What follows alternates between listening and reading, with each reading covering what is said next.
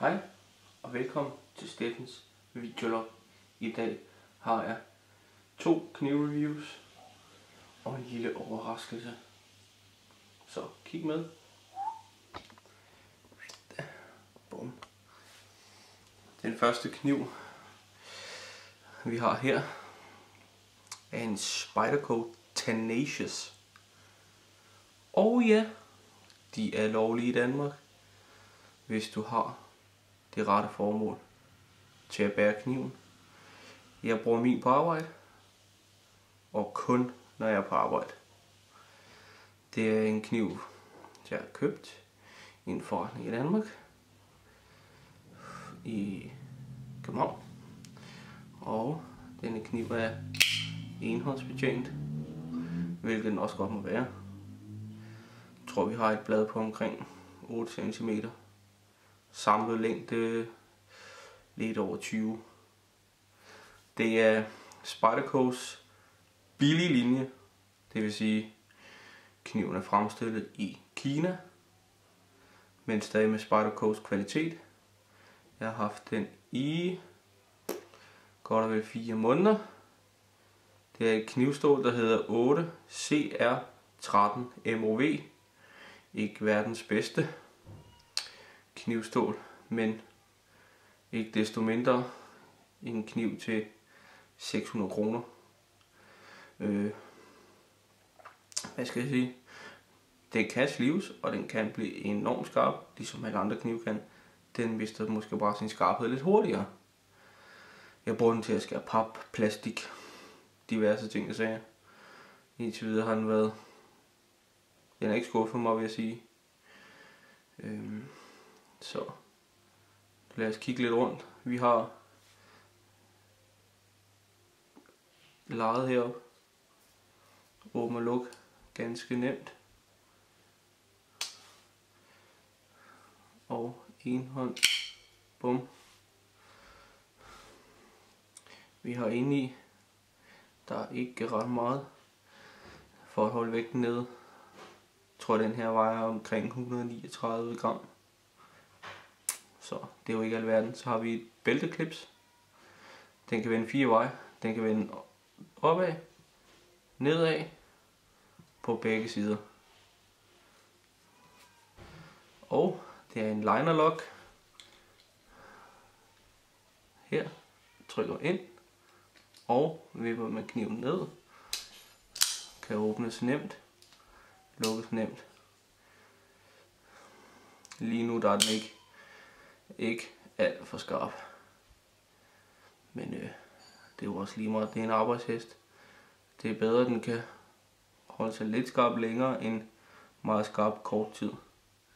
Så det var Spyderco Tenacious.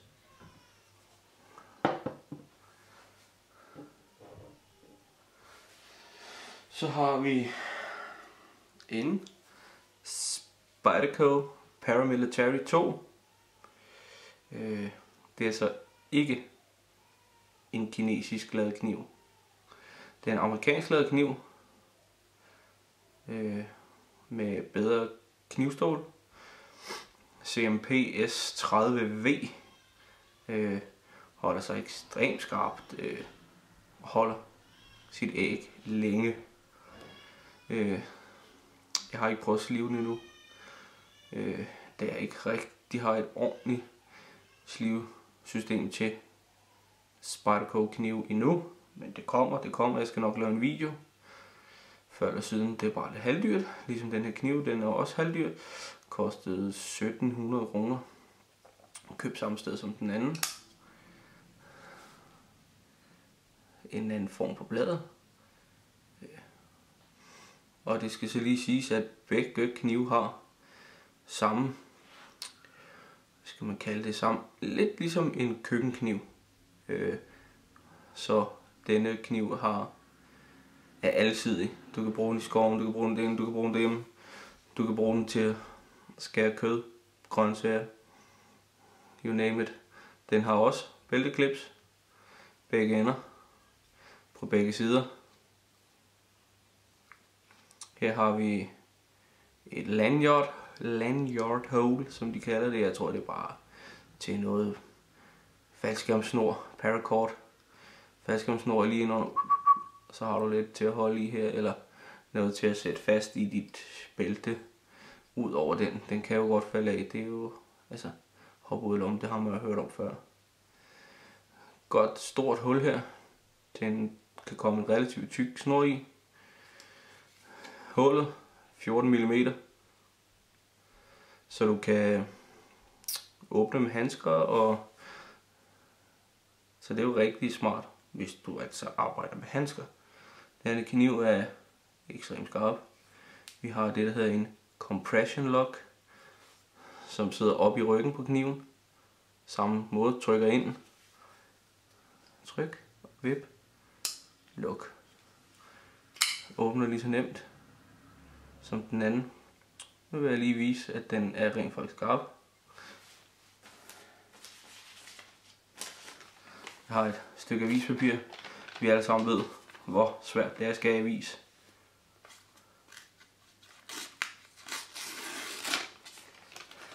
Det er stadig svært, men det er også at skære papir af en kunst,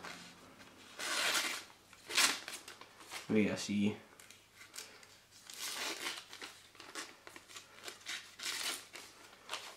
Ikke det bedste stykke, vi kan få fat i her. Vi kan lige prøve at pille den af. Så giver vi den en gang med her. Det kan godt.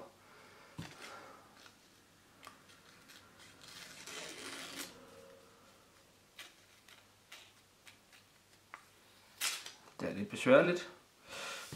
Så har vi et lille stykke her.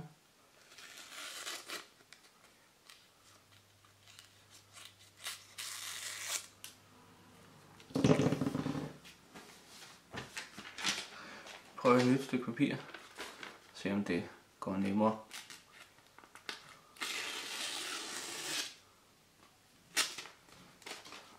Lidt. Ja, se. Papir kan være tricky at skære i.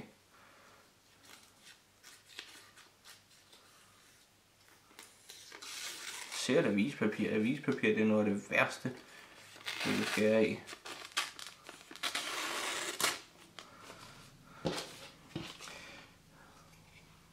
S30V, CMP S30V stål. Super godt. Her er lige en viser af, hvor dårligt den er ikke skarp på samme måde.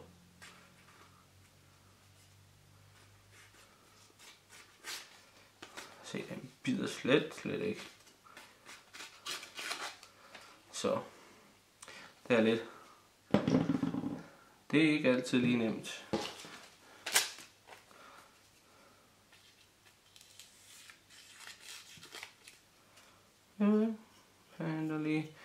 Den virker.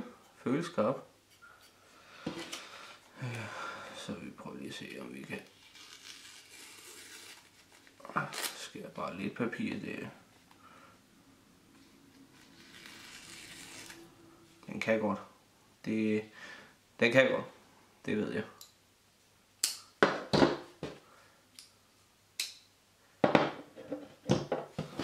Og rykker vi lige vores rod væk. Og her er overraskelsen en spartel. 15 cm spartel.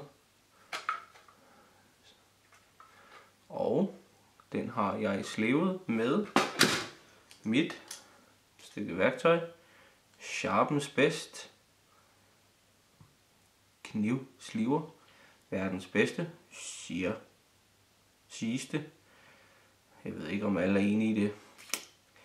Men jeg har slevet spartlen med Sharpens Best. Så lad os se. Et stykke avispapir igen. Der er også en rødvin på.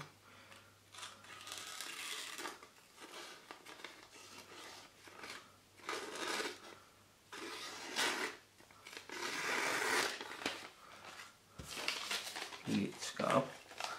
Lidt skarp. Lidt skarp anden der.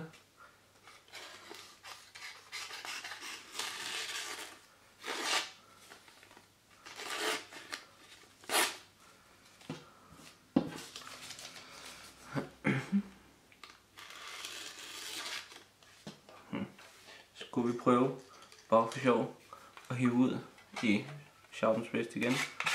Så kører vi lige lidt her. Kort og strøg. Og vi vender den igen.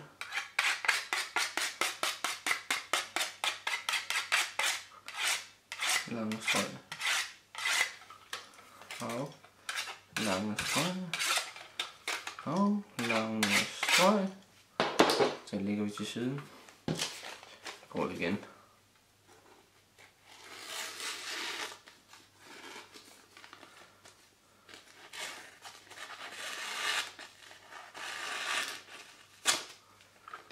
Det kan godt. Det er lidt svært.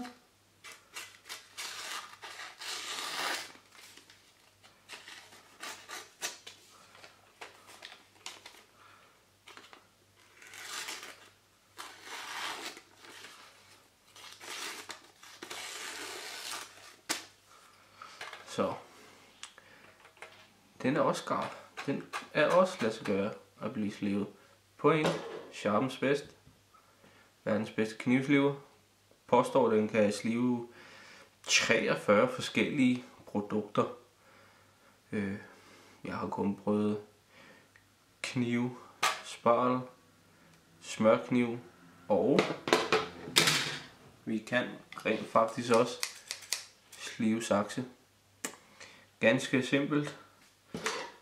Tager din Sharpens Best, lægger den på skæret, og så kører vi ellers bare dernede af, som på en kniv. Det samme på den anden side. Og så slutter vi af på bagsiden, lige og fjerner, hvad der egentlig skulle være på bagsiden af kanter, foldende kanter, og vi kører stille og roligt. Vi lægger Sharpens Best igen. Bum, bum, bum, bum. Klip, klip, klip, klip, klip, klip, klip, klip, klip, klip, klip. Super skarp, super nemt. Hvor tit har du en klipper helt derude? Klipper vi helt derude? Klip, klip, klip. Klipper helt ud i spidsen. Super skarp. Klippers menu. Det er bare en af de mange forskellige slibningsarbejde en Sharpens Best skal klare.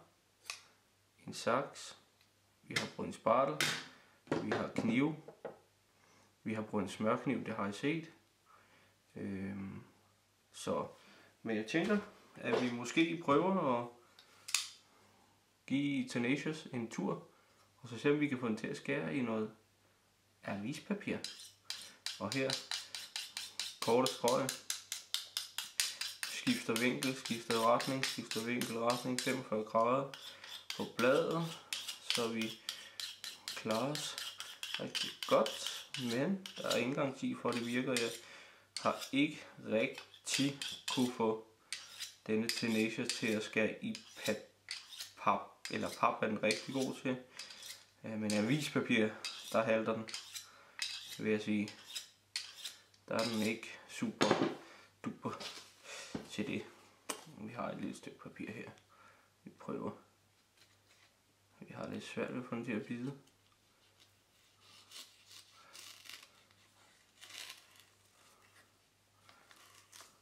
Ja. Den er rigelig skarp til alle de ting, jeg skal bruge den til. Det er jo ikke et stykke legetøj, men et stykke værktøj. Jeg skal ikke sidde og skære papir hele dagen lang. Det er til pap, plastik, diverse ting og sager. Hvis vi nu kører stille og roligt, kunne den jo godt. Men det er jo ikke det, der er meningen. Super nemme at åbne, enhåndsbetjent. Lægger kniv. Jeg kan ikke brokke mig. Så har vi igen paramilitarian. Skal vi lige se, bare for en god ordens skyld, om vi kan få den til at skære i dag. Ser ikke rigtig ud som om, at den gider i dag. Lidt da. Men vi kan jo prøve at give den med Sharpens Vest et par strøg, og så se hvad vi ender ud i.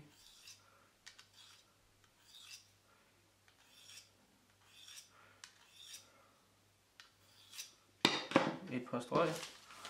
Skal vi se om vi øller den eller lader den bedre. Ja. Jeg vil sige, det måske faktisk hjælper lidt. Og det vil jeg sige, det hjælper en hel del.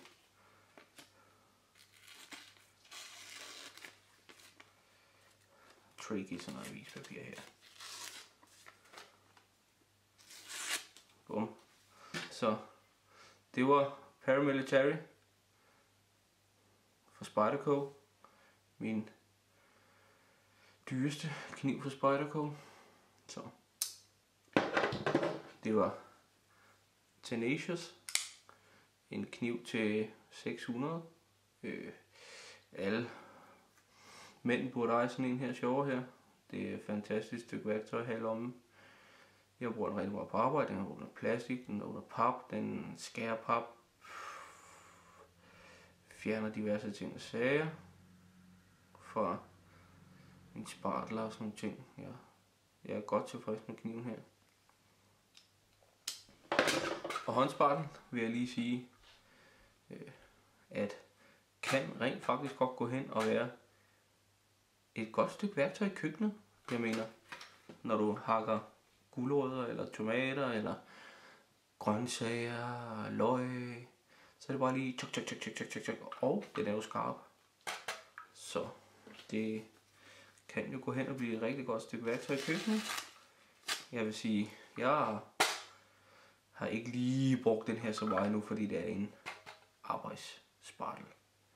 Men jeg tænker, hvis man køber en helt ny, så vil jeg tro, at den er rimelig god til at hakke urter, grøntsager, når du skal fint hakke løg.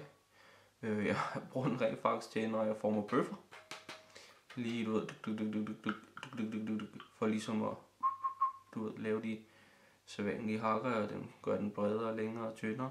Det er den skide god til. Rustfri stål, det er jo altid godt, så at den ikke ruster væk, og der ikke kommer rust i maden. Det var alt herfra. Jeg vil sige tak fordi I så med. Like, subscribe, hvis I kunne lide videoen. Hvis I vil se mere, abonner. Det vil være rigtig fedt. Kom med nogle idéer til hvad jeg skal prøve at liv med min Sharpens Vest. Det vil være totalt fedt. Ha' en god aften herfra.